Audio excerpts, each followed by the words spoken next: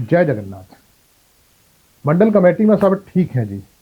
आपकी खैरियत तो हम रोज टीवी पर देख लेते हैं। उस दिन आपका शेर के बच्चे को दूध पिलाने वाला फोटो देखकर बड़ा सुकून मिला। देश के बच्चों का कुपोषण भले ही दूर ना हो पाया हो, पर शेर के बच्चे का आप जिस तरह ध्यान रख रहे थे, उससे निश्चित ही देश की हजारों माओं को यह भरोसा मिला होगा कि कभी न कभी आप उनके बच्चों का भी ख्याल रखेंगे। उस दिन घसीटा मल की चाय की दुकान पर बड़ी बहस हो रही थी। कुछ सनातनी इस बात पर शर्त लगा रहे थे कि बोतल में शेरनी का दूध नहीं, गौमूत्र था, जिससे बच्चा निरोगी रहे और उसमें सनातनी संस्कार आए। सनातन विरोधी आपके फोटो को देखकर जले जा रहे थे। वे बंदर राजा की कहानी सुना रहे थे कि जिस तरह बंदर राजा जनता को बचाने की जगह पेड़ पर उछल कूद कर रहा था, वैसे ही जब ट्रंप टैरिफ लगा रहा था और दूसरे देशों के मुखिया विरोध कर रहे थे, तब हमारा राजा जंगल में मंगल कर रहा था। खैर, विरोधियों की चिंता तो हमने कभी की ही नहीं।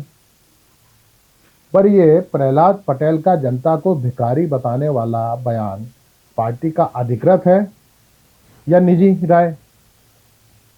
वैसे बयान सनातनी है। कोई कांग्रेसी होता तो फकीर बता देता। भीख सनातन है। पूरी दुनिया ही भिखारी है। हर कोई कुछ ना कुछ मांग रहा होता है। पहले राजा भगवान से मांगता था, प्रजा राजा से। लोकतंत्र में भगवान का महत्व कम हुआ है। अब राजा जनता से मांगता है और जनता राजा से। राजा वोट मांगता है, जनता अधिकार। राजा अधिकार भीख की तरह ही देता है, एहसान के साथ, जिससे चुनाव के समय जनता उस एहसान को चुका सके और उसे भीख मांगने में अधिक परिश्रम न करना पड़े। भीख सामंती दौर में जितनी सनातन थी, पूंजीवादी दौर में भी उतनी ही है। मार्क्स कहता था पूंजीवाद सामंतवाद को खत्म करता है, पर भारत में दोनों मिलकर लोकतंत्र को खत्म कर रहे हैं। कब सामंत पूंजीवादी हो जाता है और कब पूंजीवादी सामंत, पता ही नहीं चलता। देश के नेता में दोनों वर्ग एक साथ पाए जाते हैं, इसीलिए वह न जातिवाद खत्म करता है न भुखमरी। जातिवाद उसकी राजनीति को चमकाता है और भुखमरी जनता को अपने अधिकार के लिए कभी खड़ा नहीं होने देती। जो कुछ सिरफिरे विरोध भी करते हैं तो जातिवाद इस लड़ाई को भी भौतरा बना देता है। धर्म जातिवाद से भी बड़ा हथियार है। इसीलिए इस बार मंडल कमेटी ने तय किया कि देश में मुगलों भारत छोड़ो अभियान चलाया जाए। सरदार जंडेल सिंह का कहना था कि काम सिलसिलेवार तरीके से होना चाहिए था, पर गांधी ने गलती कर दी, सीधे अंग्रेजों को क्विट कह दिया। अब अपने पुरखों ने तो उस समय हिस्सा लिया नहीं था, इसीलिए अब हम पहले अंग्रेजों को वापस बुला रहे हैं, फिर मुगलों को क्विट कहेंगे। शुरुआत बाबर से की, अब औरंगजेब से लड़ाई लड़ रहे हैं। बैठक में लच्छू सेठ ने चिंता जताई कि हमने लोगों को यह तो समझा दिया है कि इतिहास गलत लिखा गया है। लोग इस पर भरोसा भी करते हैं, पर किसी ने पूछ लिया कि सही क्या है, तब क्या कहें? सरदार जी ने एक शब्द में जवाब दिया, देशद्रोही। कल्लू कसाई ने चाकू लहराते हुए कहा, वही जो लोग कह रहे हैं कि देश में धर्म की राजनीति हो रही है, उनसे पूछना चाहता हूं कि अगर हमारे पुरखे नहीं लड़े तो क्या हम भी नहीं लड़े? कल्लू ने कहा कि ट्रंप के टैरिफ से हमें फर्क नहीं पड़ता। हमें सनातन के उस परम वैभव को प्राप्त करना है जब हमारे गांव में आत्मनिर्भर थे। कुम्हार बर्तन बनाता था, लोहार लोहा कूटता था और बढ़ई लकड़ी का काम करता था।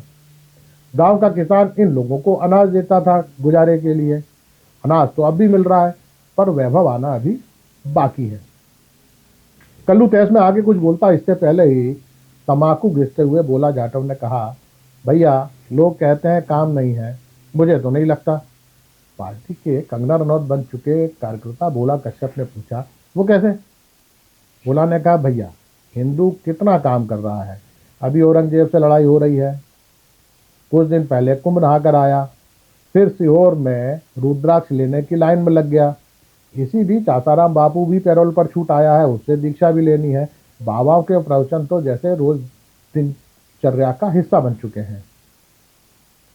आने वाले दिनों में आसाम और महाराष्ट्र में मेले लगने वाले हैं। वहां यह भी देखना है किसी मुसलमान को दुकान न मिल जाए। दिन में 3 से 4 घंटा इंटरनेट पर इतिहास का ज्ञान लेना, रात को टीवी पर हिंदुत्व पर होने वाली डिबेट सुनना जिससे चैनलों की टीआरपी न गिर जाए। संबल की खुदाई चल रही है, मथुरा की होने वाली है, सनातन विरोधियों को धमकी देना, जरूरत पड़ने पर मुंह नोचना, इसके बाद भी आप उम्मीद करते हैं कि वह रोजगार और पढ़ाई भी करें। ये बात तो बेईमानी है। तभी गुड्डू भैया ने बताया कि उसके कुछ चेले शौचालयों पर औरंगजेब की फोटो लगाए आए हैं। यह सुनकर पार्टी के दिलजले कार्यकर्ता राधेलाल पंडित जी बुदबुदाए, बेटा इससे हस्तियां थोड़े ही मिटेंगी, देश भर के शौचालयों पर तो मोदी जी की ही फोटो लगी है। शेष कुशल आपका बहुत सेवक। नमस्कार।